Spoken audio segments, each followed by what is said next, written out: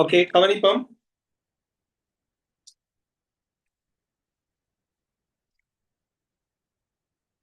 பகுதி ஒன்றில் இருக்கிற வினாக்களை பாருங்க. நிமிர்ந்திருக்கலாம். விடைகளை செக் பண்ணி கொள்ளுங்க. விளங்காத கேள்விகள் விளங்கப்படுத்தக்குள்ள திரும்ப கிளியரா கேட்டுக்கொள்ளுங்க. யாருக்கும் வைட் போர்ட் தெரியுதா? மைக் ஆன் பண்ணி பாருங்க. மைக் ஆன் பண்ணலாம்.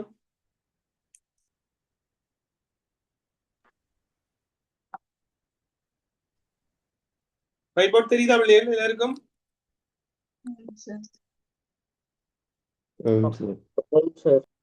சரி, பகுதி ஒன்றில் இருக்கிற வினாக்களை பாருங்க.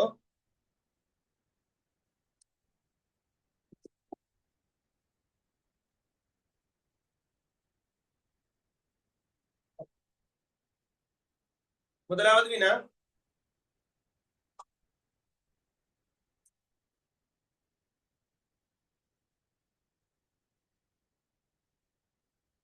ஒரு பொறியினால் ஒரு வயலில் அறுவடை செய்வதற்கு 6 மணித்தியாலங்கள் எடுக்கின்றன. ஒரு பொறியினால் ஒரு வயலில் அறுவடை செய்வதற்கு 6 மணித்தியாலங்கள் எடுக்கின்றன. அத்தகைய 3 பொறிகளால் வயலில் அறுவடை செய்வதற்கு எடுக்கும் நேரம் எத்தனை மணித்தியாலங்களாகும்? அப்ப இது நேர்மாற வீத சமன் கேள்வி. அப்ப இந்த கேள்வி எப்படி செய்வோம்? நாங்கள் ஒரு பொறியால அறுவடை செய்வதற்கு ஒரு வயல 6 மணித்தியாலம் எடுக்குது. அப்ப 3 பொறிகளை பயன்படுத்துறாங்க. எவ்வளவு மணித்தியாலம் எடுக்கணும்னு சொல்லி கேட்கிறாங்க. x5 சமன் k என்ற மாதிரி எடுக்கிறாங்க. அப்ப 1 தர 6 சமன் 3 பொறிகள் எத்தனை நாட்கள் என்று சொல்லி கேட்கிறாங்க. அப்ப x சமன் எவ்வளவு வரப்போகுது மக்கள்? 3x சமன் 6, x சமன் 2. 2 என்ன? மணித்தியாலங்கள். கேள்வி மணித்தியாலங்கள். எனவே 2 மணித்தியாலங்கள்.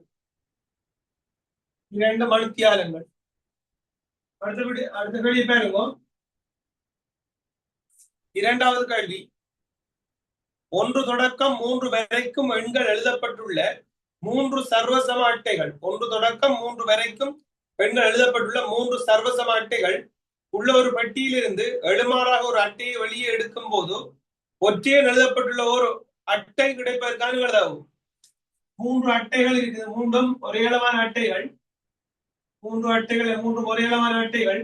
1, 2, 3. இந்த அட்டைகள் இருக்குது. இதுல இருந்து ஒரு ஒன்றை வந்து நாங்கள் வெளியாக எழுமாறாக எடுக்கிறோம். தெரிவு செஞ்சு எடுக்கிறது இல்ல, எழுமாறாக எடுக்கிறது.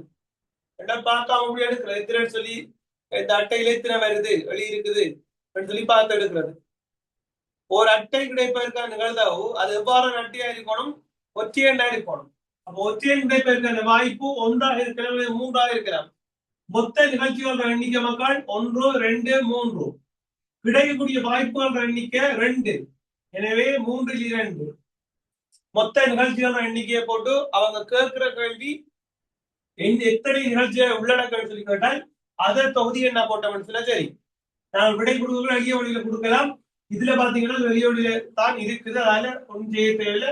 3, 2 அண்டே கொடுக்கலாம். இது விளங்கிட்டா நிகழ்ந்தாகும். சரியா? டவுட் என்ன கேளுங்க. மூன்றாவது வினாவை பாருங்க. அட்டவணை தரப்பட்டுள்ள தகவல்களை பயன்படுத்தி வர்க்கமூலம் 90ன் முதலாம் மண்டலவாக்கத்தை காண்க. அப்ப இதுக்கு என்ன செய்யணும்? நாங்கள் பெருக்கி பார்க்க வேணும். பாருங்க, இதுல பெருமானங்கள் தந்திருக்குது. வர்க்கமூலம் 90ன் முதலாம் மண்டலவாக்கத்தை காணட்டும். வர்க்கமூலம் 90 என்றது எந்தெந்த பெருமான்களுக்கு இடையில இருக்கும்?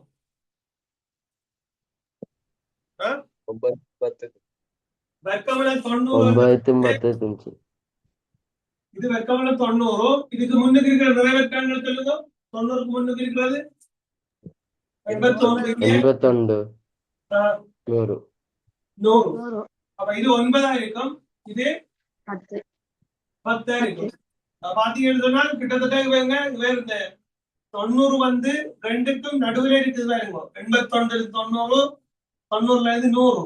அப்ப 2 பக்கமும் கிட்டத்தட்ட சமனான அளவு வித்தியாசம் இருக்குது. அப்ப நாங்கள் 9/4 9/5 செக் பண்ணி பார்த்தோம்னு சொன்னால் எங்களுக்கு விட வந்துடும். சரி 9/4 9/4 பிரிக்கணும் எவ்வளவுன்னு சொல்லுங்க. தந்திருக்கு பெருமானம் எவ்வளவு கழிக்கு வாங்கும். இது ஏற்கனவே எங்களுக்கு தந்திருக்கிறாங்க பெருமானம். அப்ப நாங்க பெருக்கி நிக்க தேவையில்லை. இதுல எப்படி கண்டுபிடிக்கிறது மட்டும் கருத்துல கொண்டா சரி. 9/4 பெருக்கினால் மக்கள் பாருங்க 88.36. 9/5 பெருக்கினால் 9/5 பெருக்கினால் 92.25.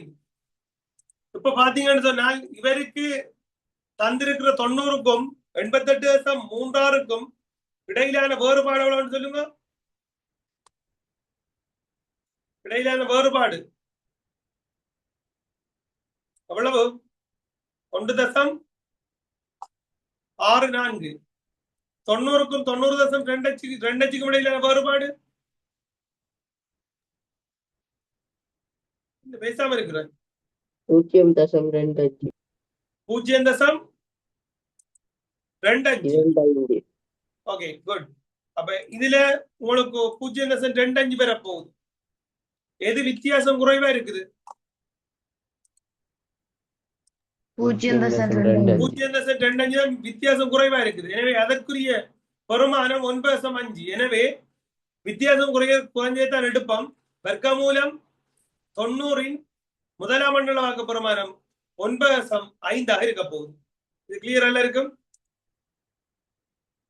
90க்கும் 88.36க்கும் இடையிலான வித்தியாசம் 1.64. 90க்கும் 90.25க்கும் இடையிலான வேறுபாடு 0.25. ஆனால் வித்தியாசம் குறைய இருக்கிற 0.25. அப்ப வித்தியாசம் குறைகிறதுக்கு பொருத்தமான எண் இங்க 9/5. அப்ப வர்க்கமூலம் 90 பெருமானம் 9/5 இருக்கும். இது கிளியரா இருக்கும். ஓகே, அடுத்தபடியே பாருங்க. அடுத்த வினா, உருவில் தரப்பட்டுள்ள உருவில் காணப்படும் ABC PQR என்னும் இரு முக்கோணிகளும் ஒருங்கிசைகின்றன. ஓகே, ஒருங்கிசைன்னு சொல்லிட்டார். தரப்பட்டுள்ள தகவல்களை கொண்டு XYZ ஆகியவற்றின் பெருமானங்களை காண்க. ஒருங்கிசை முக்கோணி ஒத்த உறுப்புகள் ஒன்று கொண்டு சமனா இருக்கும் பிள்ளைகள். இப்ப இதுல ஒருங்கிசைன்னு சொன்னால் இந்த முக்கோணிய என்ன நிபந்தனையில நாங்க ஒருங்கிசைய வைக்கலாம்? பக்கம் கோணம் பக்கம். Okay good. இதுல ஒரு பக்கம் இருக்குது பாருங்க, இங்கேயும் அதே பக்கம் இருக்குது பாருங்க. அதே போல இன்னும் ஒரு பக்கம் இருக்குது, இந்த இருக்குது. இந்த பக்கத்துக்கு இந்த பக்கம் சமன். இந்த ரெண்டு பக்கங்களாலும் அடைக்கப்பட்ட கோணம் ஒன்று தந்திருக்கிறாங்க. அதாவது இங்க BC என்ற பக்கத்தாலையும் இங்க RQ என்ற பக்கத்தாலையும் அடுத்த பக்கம் AB என்ற பக்கத்தாலையும் இங்க PR என்ற பக்கத்தாலையும் அடைக்கப்பட்ட அடைகோணமாக உங்களுக்கு இருக்கிறது. இதுல 59 பாகை. இங்க ஒருங்கிசை தண்டவடியா கட்டாயம் இந்த செட் வந்து 59 பாகையா தான் இருக்கும். எனவே செட் வந்து எவ்வளவு வரப்போகுது மக்கள்? 59 பாகையா இருக்க போகுது. ஓகே, இப்ப இரண்டு டபுள் கோடு போட்ட பக்கத்துக்கு நேரே இருக்கிற கோணத்தை பாருங்க, 61 இருக்குது. அப்ப இங்க டபுள் கோடு போட்ட பக்கத்துக்கு நேரே இருக்கிறது என்ன? X. அப்ப X எவ்வளவு வர போகுது? 61. அடுத்தது சிங்கிள் கோடு போட்ட பக்கத்துக்கு எதிரே இருக்கிறது 60 பாகை. பாருங்க, சிங்கிள் கோடு போட்ட பக்கத்துக்கு எதிரே இருக்கிறது 60 பாகை. அங்க இங்க சிங்கிள் கோடு போட்ட பக்கத்துக்கு எதிரே இருக்கிறது Y பாகை. அப்ப Y எவ்வளவு வர போகுது? 60 பாகை. இது கிளியரா இருக்கும். ஓகே, அப்ப ஒருங்கிசையும் நிபந்தனைகள் கேட்டு வரலாம். ஒருங்கிசையின் நிபந்தனைகளுக்கு ஏற்ற மாதிரி அதுல உறுப்புகளை கண்டுபிடிக்க சொல்லி வரலாம். கோணங்கள் தந்து ஒருங்கி செய்யற முக்கோணிகளோ பெருமானங்களை கண்டுபிடிக்க சொல்லி வரலாம். இப்படித்தான் மாறி மாறி வந்து கொண்டு இருக்குது. ஓகே, அடுத்த வினா பாருங்க. பகுதி 1 இறுதி வினா. இது செய்திருக்க மாட்டீங்கன்னு நினைக்கிறேன். ஒரு திண்ம உருளையின் ஆரை 7 சென்டிமீட்டரும் உயரம் 2 சென்டிமீட்டரும் ஆகும். பையின் பெருமானம் 7/22 என கொண்டு அதன் வளைபரப்பின் பரப்பளவை காண்க. வளைபரப்பின் பரப்பளவுக்கு சமன்பாடு தந்திருக்கிறாங்க. ஆரையும் உயரம் எச்சையும் உடைய ஒரு திண்ம உருளையின் வளைபரப்பின் பரப்பளவு 2πr(h). அப்ப இனி தேவையில்லை, உங்களுக்கு தரவு தந்திருக்குது. இது உருளையின் வளைபரப்பு என்னன்னு தெரியாட்டியும் யோசிக்கிறவங்கள இந்த கேள்வி செஞ்சு போட்டுரும். தெரியும், கவனிச்சு கொள்ளுங்க. உருளை என்பது எல்லாருக்கும் தெரியுமா? உருளை எப்படி இருக்கு தெரியுமா? உருளை வடிவம் இருக்கிற திண்மம் மட்டும் சொல்லுங்க பாப்போம். உருளை வடிவமா இருக்கிற ஒரு திண்மம் உண்டு.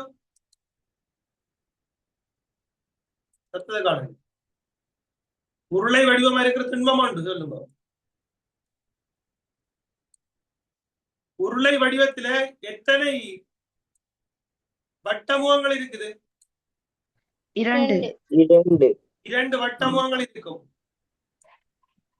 உருளை வடிவத்துல 2 வட்டமுகங்கள் இருக்கும். இந்த உருளை வடிவத்தை நாங்கள் வெட்டி எடுத்தோம் என்று சொன்னால் என்னென்ன வடிவங்கள் எங்களுக்கு கிடைக்கும்? நெடுக்காக வெட்டி எடுக்கிறோம், வெட்டி பிரிச்செடுக்க போறோம். இந்த உருளை இந்த ஆரை என்பது இந்த இருக்கிற வட்டப்பகுதியில இருந்து வாரது தான் ஆரை. இதை நாங்கள் ஸ்மால் ஆர் என்று குறிச்சு கொள்வோம். ஆரை விளங்குதா பிள்ளைகள்? படம் விளங்குதா பிள்ளையரா? இதுதான் மக்கள் உருளையின் உயரம். இது நாங்கள் பொதுவா பாய்க்கிறது h, ஸ்மால் h, ஹைட் என்றால h என்ற பயன்படுத்திக் கொள்வோம். இப்ப இந்த உருளைய நாங்க வெட்டி எடுக்க போறோம். எப்படி வெட்ட போறோம்னு சொன்னா நெடுக்காக வெட்ட போறோம். இந்த இருக்கிற இடத்தால இவரை வெட்டி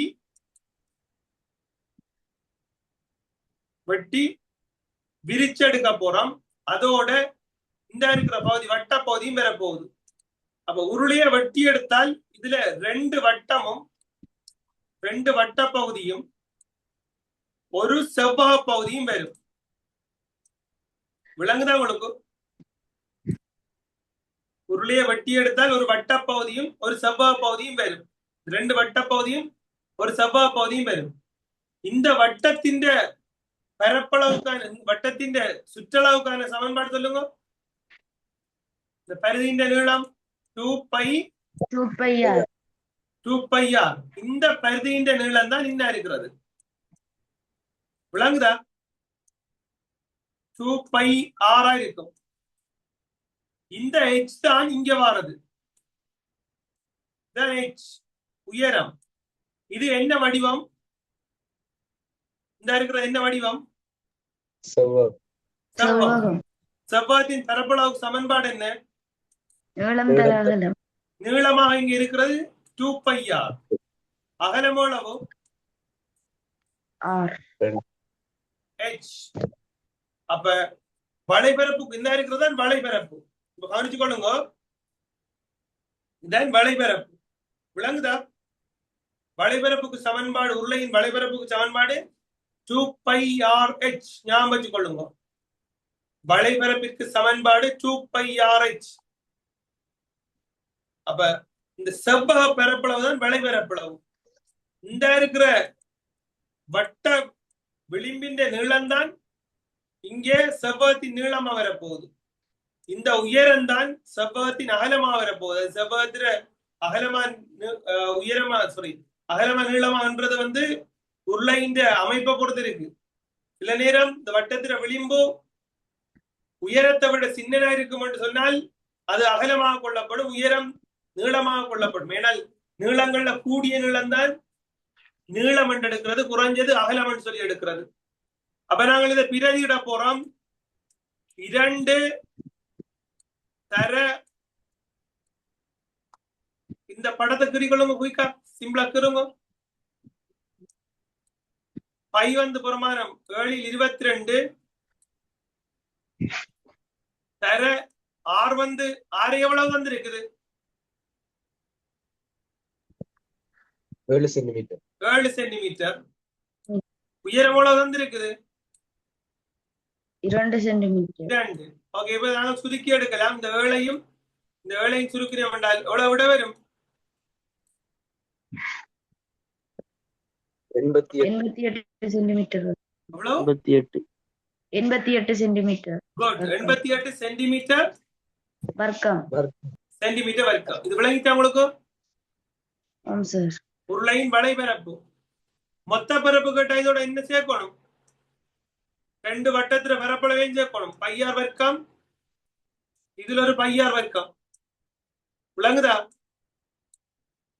மொத்த பரப்பளவு கேட்டால்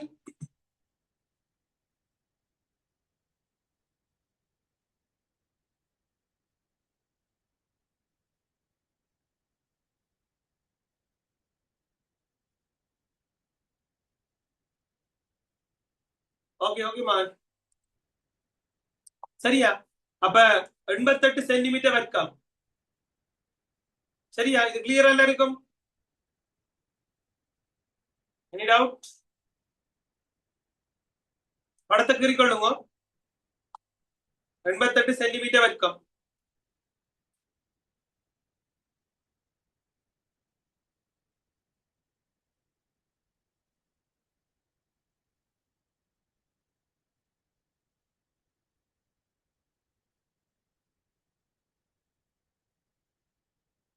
உருளையின் கனவளவுக்கான சமன்பாடு எழுதி கொள்ளுங்க. உருளையின் கனவளவிற்கான சமன்பாடு இந்த இருக்கு. அடிப்பரப்பு உயரத்தால பெருக்க வரதான் உருளையின் பரப்பளவுக்கான கனவளவுக்கான சமன்பாடு. அடிப்பரப்பு என்ன வடிவமான பரப்பளவு? அடிப்பரப்பளவு என்ன வடிவம் மக்கள்? அடிப்பரப்பு என்ன வடிவம்? வட்ட வடிவம். வட்டத்துல பரப்பளவு சமன்பாடு சொல்லுங்க. பையார் வர்க்கம். பையார் வர்க்கம். வட்டத்தின் பரப்பளவு சமன்பாடு பையார் வர்க்கம். அடிப்பரப்பு தர உயரம். பையார் வர்க்கம் அடிப்பரப்பளவு தர உயரம் எவ்வளவு? இந்த உயரம் h. அப்ப உருளையின் கனவளவுக்கான சமன்பாடு நோட் பண்ணிக்கொள்ளுங்க. பையார் வர்க்கம் h.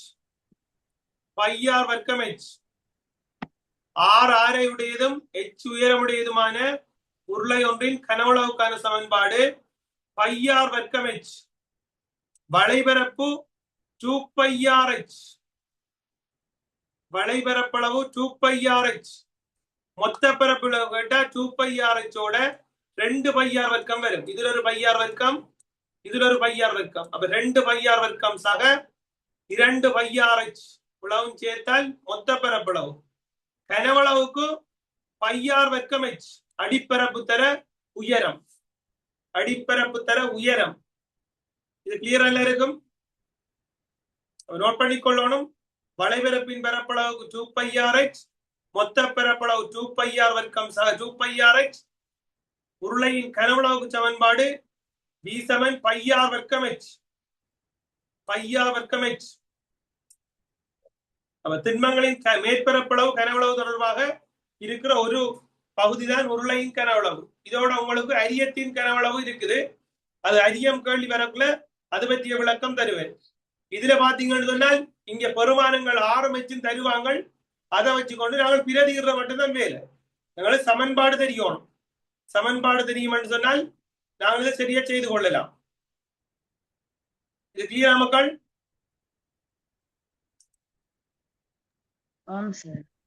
ஓகே, நீங்கள் செய்த வரைக்கும் இருக்கிற பகுதி 2 வினாக்கள். ஒன்று பின்னம், அடுத்தது தொடைகள் தொடர்பாக இருக்கிற வினா. இந்த வினாவுக்கான விடைகளை செய்தாக்கள் அனுப்பி விடுங்க. முதலாவது வினா, 2வது வினாவுக்கு விடைகள் அனுப்பி விடுங்க. ரெண்டையும் கரெக்ட் பண்ணி அனுப்புவேன். 2 வினாவும் கரெக்ட் பண்ணி அனுப்புவேன். விடைகளை அனுப்பி விடுங்க. சரியா இல்லையில்? டைம் 6 மணி ஆகுது. நாங்கள் எல்லாரும் ஸ்கூலுக்கு போகணும். அப்ப இதோட முடிப்போம் மக்கள். இந்த விடைகளை அனுப்பி விடுங்க. நாளைக்கு இந்த வினாவை ரிவிஷன் பார்ப்போம். Okay bye.